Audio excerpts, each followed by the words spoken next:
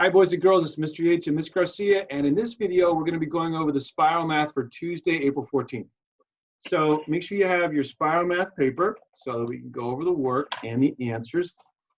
And just while I'm folding the paper and getting it ready to go, little reminder, please make sure that you're filling out the survey at the end. That is a key part to making sure that we know you're doing it, and also helps us to know if there's any areas where you need help on. So I'm going to make my answer and my work area. And we'll start with number 1. And Shingles is in the house again. Oh, I called him Shingles again. I meant to say Shakes. Now I'm going to get an email from Ethan. But I want to remind you to go sideways. So whatever you call him, as long as you're going sideways when you divide on line paper, I am happy. So we'll talk here. It's 6,655 divided by 85. And boys and girls, I know that you can do this with a calculator at home on your phone or on your computer or just on a calculator if you have one of those laying around. But the important thing here is really the practice of dividing it.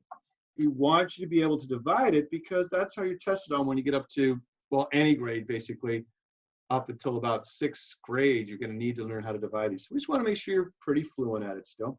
So we're going to take 6,655 and divide it by 85. And the first thing I want to look at is I'm going to say, well, I can't with a 6. I can't with 66. With 665, I'm going to go, well, I know 80 times 6 is 480.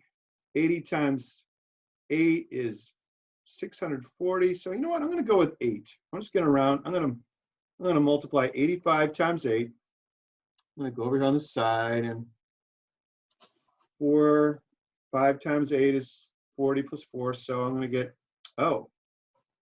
64 plus 4, 680. So it was too big. So close, yet so far. So I'll just erase here and try with 7. 5 times 7 is 35. 8 times 7 is 56, plus 3. Well, that's 595. And that is smaller than 665, but shouldn't be too small. So I'll do 595. I'm going to subtract 0, borrow. 16 minus 9 is 7. Now I'm going to end up with 70, which is a lot, but it's still smaller than 85, so it's okay. So I'm going to go, well, I can't do anything now, so I'm going to put, I'm going to put 7 here. I'm going to drop down our 5. And now I have to find something times 85 to make 705. Well, 85 times 7 was 595, so I'm definitely going to multiply more than 7. When I did it by 8, actually I got pretty close to 705, so I won't do that. I'll do 85 multiplied by 8. I'll take 5 times 8 is 40, plus 4 more. 8 times 8 is 64, plus 4 is 680. Then what I'll do is I'll take 705 and subtract 680. 5 times 0 is 5 minus 0 is 5. 9 minus 8 is 1, and 6 minus 6 is 0. My remainder of 15 is less than 85, so that's okay. I'm going to put here 8. On boys and girls, on this one, having a remainder is okay. We're not going into decimals. But if you do, that's great. So what you could do here is our quotient is going to be 78 with a remainder of 15. And I'm going to go ahead and put that right up here. 78, remainder 15. There's a reason why they call it long division, boys and girls. It takes a long time. So we're going to move on now, and I want to go ahead and I want to get some space here for Ms. Garcia, so when she tells me what to do, I'll have some space for it. So go ahead, Ms. Garcia, with number 2. All right, so number 2 says, what is the GCF of 6 and 15? So GCF stands for greatest common factor. And for you guys' answer sentence, you guys should have the GCF, or you guys can write out greatest common factor if that pleases you, of 6 and 15 is So to figure out the greatest common factor, you guys can write your 6 and your 15. Just turn on the fan. All right, so we'll go ahead and get our factors ready to go. Mm-hmm. Factors of 6, factors of 15. Yep. So, so for your greatest common factor, you're going to want to go ahead and list out your factors. So 1 can go into it, and your greatest one's going to be 6. So you have your 1, your 2, your 3, and 4 can't go into 6, 5 can't go into 6. So that's about it for 6. So then looking at 15, your lowest one's going to be 1, and your greatest is going to be 15. And then 2 can't go into it because it's not even, but 3 can. And then 4 cannot, 5 can, 6 can't, 7 can't, 8 can't, 9 can't, 10 can't, 11, nope, 12, nope, 13, nope, 14, nope, but 15 can, which we already have it written. So make sure that if you guys need to, go through it just like I did. So it looks like our greatest common factor is going to be 3. So the GCF of 6 and 15 is going to be 3. Great. All right, now for number 3, boys and girls, we're going to be subtracting 2 and 3/1300ths, subtract 2, 1 and 7/10. So I'm just going to put my number sense right up here. 2 and 1300ths, subtract 1 and 7/10. I'm going to go over here and write it out so I can subtract it, being mindful of lining them decimals up. And I'm going to annex a 0 here, so it makes it a little bit easier for me to remember what to subtract. 3 minus 0 is 3. I'm going to borrow from the 2, make 11 minus 7 is 4. Drop down that decimal. 1 minus 1 is 0. So my difference is 0 and 43/100ths. All right, we'll go ahead and move on down. I'm going to switch the page over, and we'll talk about number 4. All right, so number 4 says multiply. So they want us to multiply 17 times 4. So you guys can write the answer sentence, or you can say the product is. Oh, Ms. Garcia, and this may be something that some of you guys ran into too.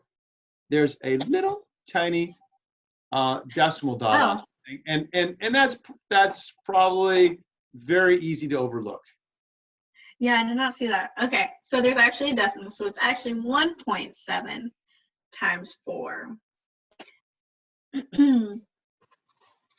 So you guys are more than welcome to write the number sentence, so 1.7 times 4, or write the product is. So go ahead and write that down, and don't forget your decimal. So 4 times 7 gives you your 28, carry your 2. 4 times 1 is 4, plus 2 gives you your 6. And then don't forget to annex that 0 as to how many numbers are behind the decimal point. So there's only 1 on the top, and there isn't any on the bottom. So you're going to go ahead and want to move your decimal 1 place to the left, and you should end up with 6.8. Great. All right, we're going to move on now to number 5. Well, number 5, I'm going to be solving 108 and 6/10 divided by 100. And it made me happy after doing that long dividing earlier when I saw that we're only going to be dividing by 100 and not by any other numbers, because this enables us to do easy mental math, and that is great. When I see that I'm dividing by 10 or 100 or 1,000, I can just move the decimal point, and I can divide it mentally just by moving the decimal. So I'm going to look at my divisor, or I'm sorry, my dividend, which is 108 6/10, and I'm going to be moving the decimal. Let's see, it's dividing, so that means I'm going to be moving the decimal to make a smaller number. I'm going to be moving it left. Then I'm going to count the number of zeros, 1 and 2. So because I'm going to have 2 zeros at 100, I'm going to move the decimal over to the left 2 spaces, 1, 2. And that's all there is to it. I just rewrite it. That 108 and 6/10 divided by 100 equals 1 and 86 thousandths. The key thing here is making sure that your decimal is between the 1 and the 0 if you moved it correctly. All right, we're going to go ahead and go on down to number 6.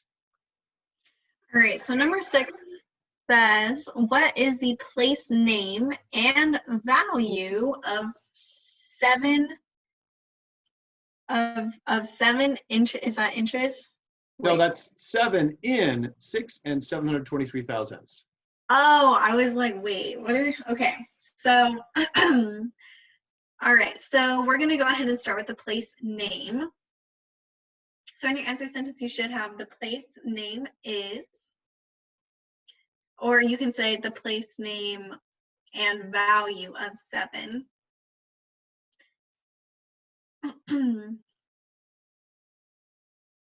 So we want to go ahead and look at that. So it looks like they're underlining the 7, which is going to be in your 6.723, and that's going to be your tenths place. Now make sure you put the THS at the end. It's not just your tens place, it's your tenths place. All right, so now we're going to move on to the value. So the place value, or the value is, and it's going to be 7/10. Now you can go ahead and write this as a fraction or as a decimal. So you can write 0.7, or you can write your 7/10. Or you can write it in word form like Mr. Yates did, 7/10. Yep, just like so. Okay, we're going to read the word problem here. On a class trip to the museum, comma, 5/8 of the students saw the dinosaurs and 2/8 of the students saw the jewelry collection. And I'm just going to circle it to make sure we know where we're at right now. On a class, what fraction more of students saw the dinosaurs than the jewelry collection? So to help me to solve this, the first thing I want to do is write an answer sentence. And the question is, what fraction more of the students saw the dinosaurs than the jewelry collection? So I'll say blank. And I'm probably going to be doing a fraction. Yeah, it says what fraction more. So I'm going to say blank more of the students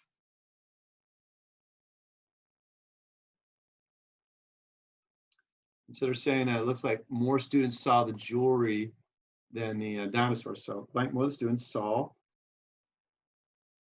the dinosaurs than the jewelry collection.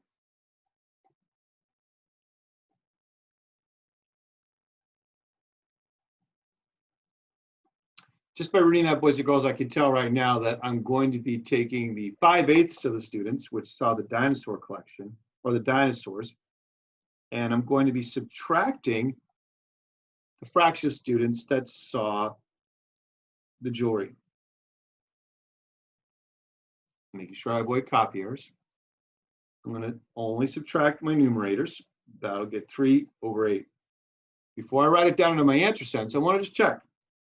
I don't think I can simplify this, so no, I can't. And I want to make sure that I check, because you always want to simplify anything that you do when you multiply, divide, add, or subtract with fractions. So I'll go ahead and put here 3/8 more of the students saw the dinosaurs than the jewelry collection. And then we're good to go. We're going to move on to our last one, number 8. All right, so number 8 says, what is the simplest form of 3/24?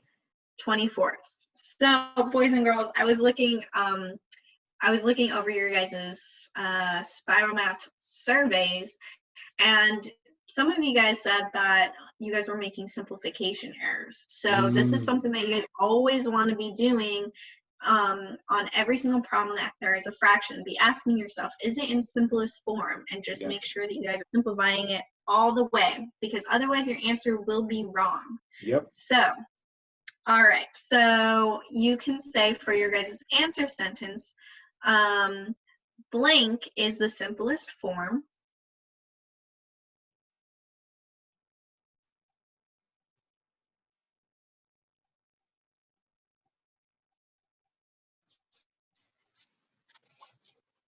of 3/24.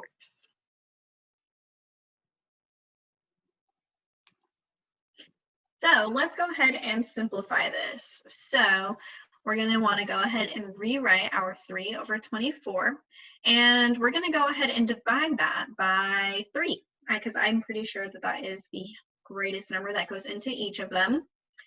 So then 3 divided by 3 gives you 1, and 24 divided by 3 gives you 8. So then you always want to ask yourself, is that in simplest form? And that is, because it cannot be simplified anymore. So you should end up with 1/8 for the simplest form. And that concludes our spiral math. So just like Mr. Yates said, make sure that you guys are completing that spiral math survey afterwards. And yeah, good job, boys and girls.